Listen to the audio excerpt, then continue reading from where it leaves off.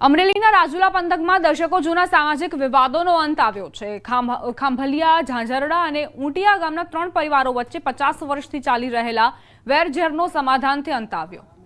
વૃંદાવન ધામ આશ્રમમાં સંતોના આશીર્વાદ સાથે સમરસતાની એક નવી શરૂઆત થઈ છે। યુવાન પેઢી માટે આ ઘટના આદર્શરૂપ બની છે। ત્રણેય પરિવારો હવે પ્રેમ ભાવથી જીવન પસાર કરશે।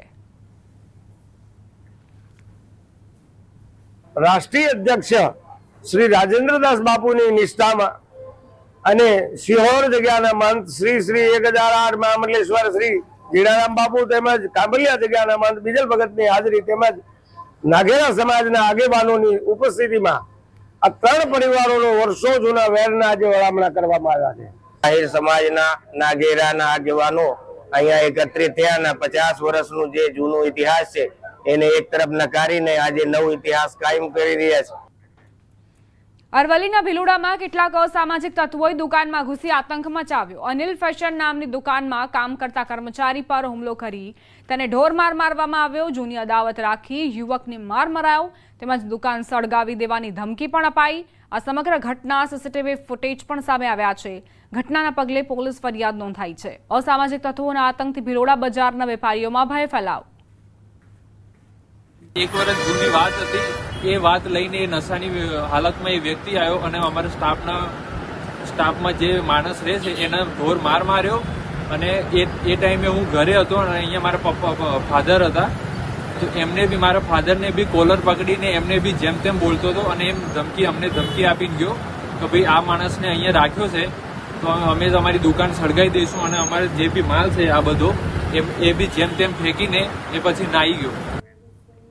एक जूने अमदावादના રાણીપમાં બકરા મંડી પાસે કોન્સ્ટેબલે અકસ્માત સર્જ્યો હતો। પૂરપાટ ઝડપે કાર ચાલકે 2 વાહનોને અડફેટે લીધા હતા। આ ઘટનામાં 3 લોકો ઈજાગ્રસ્ત થયા હતા। ઘટનામાં 2 પોલીસ સહિત 3 લોકોને ઈજા પહોંચી હતી। ત્યારે આ અકસ્માતમાં એક પોલીસકર્મીનું મોત થયું હોવાની જાણકારી મળી। સંજય અંસારી નામના પોલીસકર્મીનું મોત નિપજ્યું છે। ઉલ્લેખનીય છે કે અકસ્માત સર્જનાર કોન્સ્ટેબલની 3 દિવસ પહેલા જ ધરપકડ કરાઈ છે।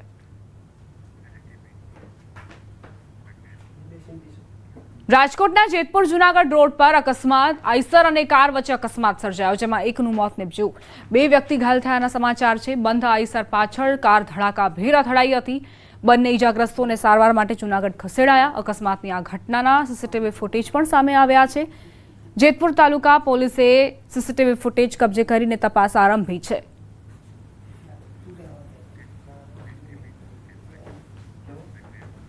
પાટણ જિલ્લા એનએસયુઆઈ દ્વારા કુલપતિને આવેદનપત્ર આપી રજૂઆત કરાઈ। સરકારના જીકાસ પોર્ટલ પર એચએનજીયુની પસંદગી ન થતા કુલપતિને આવેદનપત્ર આપવામાં આવ્યું છે। જીકાસ પર ઉત્તર ગુજરાત યુનિવર્સિટી ન મૂકવામાં આવતા વિદ્યાર્થીઓને હાલાકી પડી રહી છે। ત્યારે એનએસયુઆઈના કાર્યકરોનું કહેવું છે કે સોમવાર સુધી જીકાસ પોર્ટલ પર નહીં મૂકવામાં આવે તો તેઓ ફરીથી રજૂઆત કરશે। સ્ટાર્ટ થયા હતા એ તારીખથી આપણી યુનિવર્સિટીનું નામ નથી બદલ્યું तो अपना यूनिवर्सिटी विद्यार्थी जेने एडमिशन लेवानी इच्छा हो जो गरीब और मध्यम वर्ग में आता हो एमने एडमिशन लेवू तो एक कई जगह एडमिशन लेवा जाए एमने प्राइवेट यूनिवर्सिटी में जाए तो जे सरकार द्वारा जो एफआरसी की फी नक्की करेली एना करता पण बमणी फीओ लेवामां आवे छे। तो गरीब और मध्यम वर्ग विद्यार्थी ने जवू तो जवू क्या। तापी जिल्लाना व्याराथी कांकरापार बायपास हाईवे पर 2016 में शुरू थयेलुं रेलवे ओवरब्रिजनुं काम हजू सुधी अधूरुं छे। रेलवे फाटक बंध थया बाद लोको लांबी दूरीथी मुसाफरी करवा मजबूर बन्या छे। अगाउनी एजन्सीनुं काम अधूरुं छोडीने गायब थई जता नवा कॉन्ट्रेक्टरथी आशा हती पण मे 2025 ની डेडलाइन बाद पण काम हजू सुधी पूर्ण નથી થયું। વાહન ચાલકોને હાલાકીનો સામનો કરવો પડી રહ્યો છે। સ્થાનિક ધારાસભ્યો દિવાળી સુધી બ્રિજ શરૂ કરવાની आशा व्यक्त કરી રહ્યા છે। અને ત્યારે એ લોકોએ એવો રિપોર્ટ પણ આપેલો કે આ બ્રિજનું કામ 29 ફેબ્રુઆરી 2024ના દિવસ સુધીમાં કમ્પ્લીટ થઈ જશે અને ત્યાર પછી એના ઉપર ગાડીઓ પણ ફરવા લાગશે। પણ આજે 6ઠો મહિનો 2025નો ચાલુ થઈ ગયો, હજુ સુધી બ્રિજનું કામ શરૂ નથી થયું। સ્ટીલનું આખું વર્ક જે છે એ ત્યાં સેન્ટ્રલમાં એ પોતે નટ બોલ્ટ ફિટ કરી અને ત્યાર પછી ફરી પાછું ત્યાં ખોલી અને અહીંયા લાવવાનું થાય। અને આ લગભગ આવતા દિવાળીએ કાકરાપાર ઓવરબ્રિજ જે રેલવેનો જે છે એ લોકોને ઉપયોગ કરવાનો મળી જશે. તાપીના વ્યારા ખાતે કાકડાપાર બાયપાસ રોડ પર રેલવે ઓવરબ્રિજનું કામ જે છે 2016માં શરૂ થયું હતું, જે આજ દિન સુધી પૂરું થયું નથી. દ્રશ્યમાં બતાવવાનો પ્રયત્ન કરીશ કે આ તાપીના કાકડાપાર રેલવે ઓવરબ્રિજનું બાંધકામ જે હાલ પણ મંથર ગતિએ ચાલી રહ્યું છે. અનેક વખત આ બાંધકામ અધૂરું છોડી દેવામાં આવ્યું છે અને તંત્રની બેદરકારીને લીધે આ કામગીરી હજુ સુધી ચાલી રહી છે.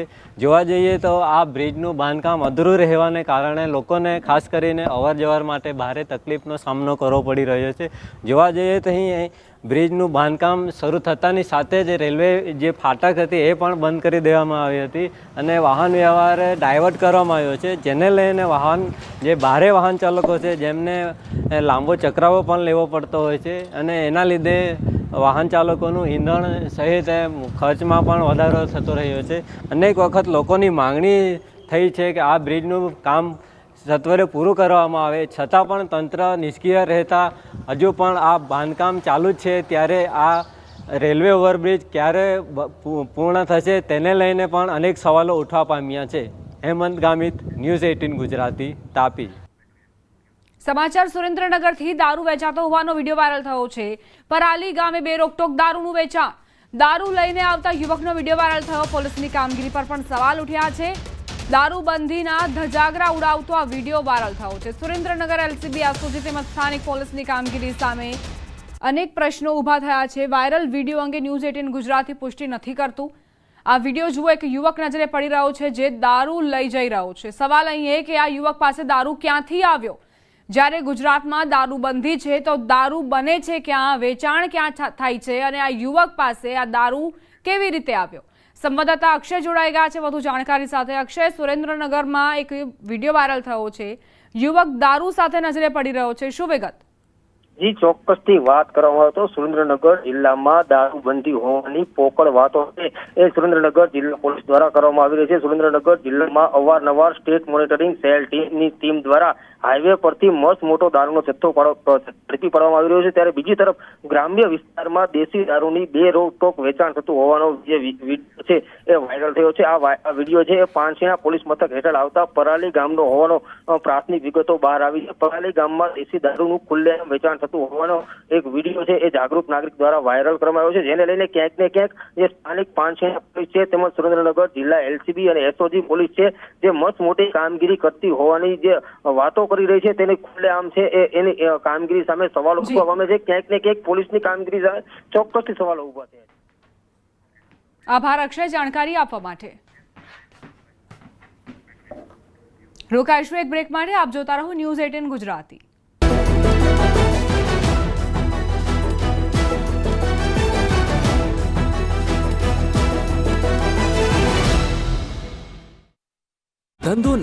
નમસ્કાર, આપ જોઈ રહ્યા છો ન્યૂઝ 18 ગુજરાતી. આપણું ગુજરાત સાથે હું છું સિદ્ધાર્થ ધોળકિયા. મહત્વના સમાચારથી કરીએ શરૂઆત. હવે 7 દિવસ ગાજવીજ સાથે ત્રાટકશે વરસાદ.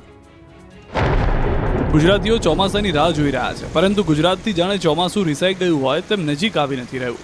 11 દિવસથી મુંબઈમાં ચોમાસું સ્થિર થઈ ગયું છે. ચોમાસાને આગળ વધવા માટે પરિબળો સાનુકૂળ નથી, જેની વચ્ચે અરબી સમુદ્રમાંથી ભેજવાળા પવનો આવતા હાલ ગુજરાતમાં વરસાદી માહોલ જામ્યો છે. રાજ્યમાં 7 દિવસ ગાજવીજ સાથે વરસાદની આગાહી કરી છે. દક્ષિણ ગુજરાત, ઉત્તર ગુજરાત અને સૌરાષ્ટ્રમાં વરસાદ તૂટી પડશે. ગાજવીજ અને પવન સાથે વરસાદ પડી શકે. અમદાવાદમાં પણ હળવા વરસાદની આગાહી છે. દક્ષિણ પશ્ચિમથી પશ્ચિમના પવન ફૂંકાતા વરસાદની આગાહી કરી છે. आने वाला 7 दिन हल्का से मध्यम बारिश होने का संभावना है, मेघ गर्जना के साथ.